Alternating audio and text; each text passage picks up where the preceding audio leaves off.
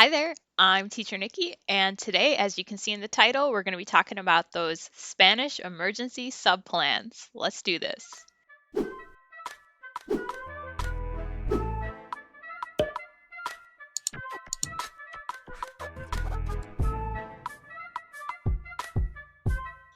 I know what it's like to wake up feeling sick and you don't have those subplans ready. I've been there. So let's avoid that.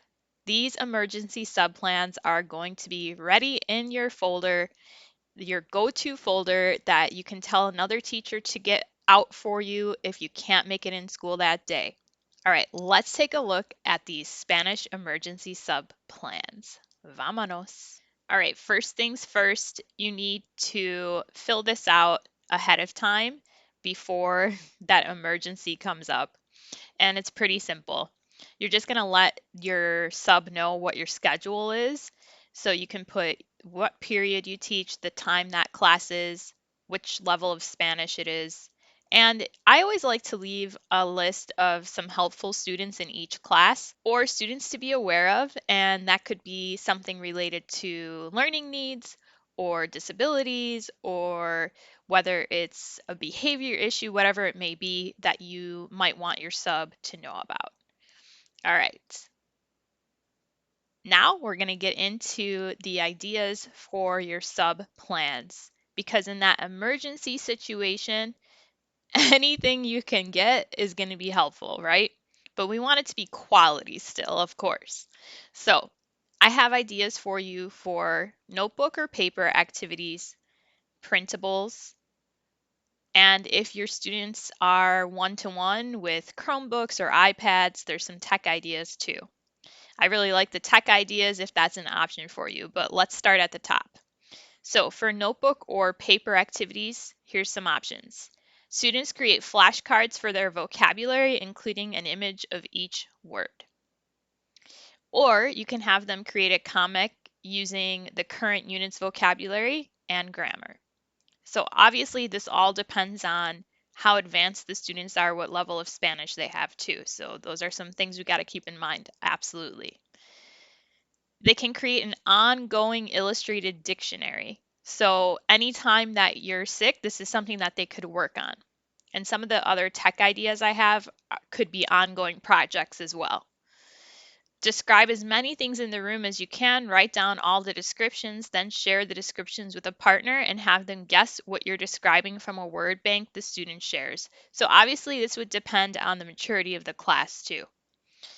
If you have a textbook, assign specific textbook activities. Now this is something that I did when I was absent and I planned ahead. When I was first teaching high school and the students, they actually would always be so grateful when I came back because they're like, oh man, you really had us working. So they did work and yeah, that was something it kind of gave them some gratitude for when I came back too. Okay, printables. Uh, if you guys know of News Ella or News ELA, there are articles in English and Spanish. So ahead of time, you're going to browse those News Ella articles. They are leveled, so that's the really nice thing about them. You can go from a beginner level to an advanced level. So you could use this for multiple groups, multiple levels of Spanish. So this could be kind of fun for a bilingual activity or even if you just want them to focus on the Spanish. But having worked with English learners too, I do see the benefit of bilingual activities because it helps them compare the languages. And for example, they can look up the cognates and write a list of all the cognates. Also, pay attention to grammar or punctuation. How does that differ from English to Spanish?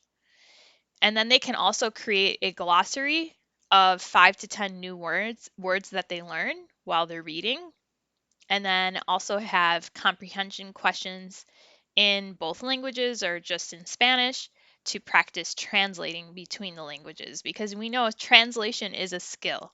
So that's something important for them to practice as well. Another printable idea is to use one of Canva's 80 reading comprehension lessons, and there's different levels of that. They are a little bit more advanced, But take a look at the link here when you download this document. This is in my Google Drive, and then I just share it with you guys. All right, so for tech ideas, I love these ones. They can create a Prezi or Google Slides presentation on a Spanish-speaking country and include the following. They have to look up information about food, music, art, history, economy, government. So this is definitely more of an independent activity.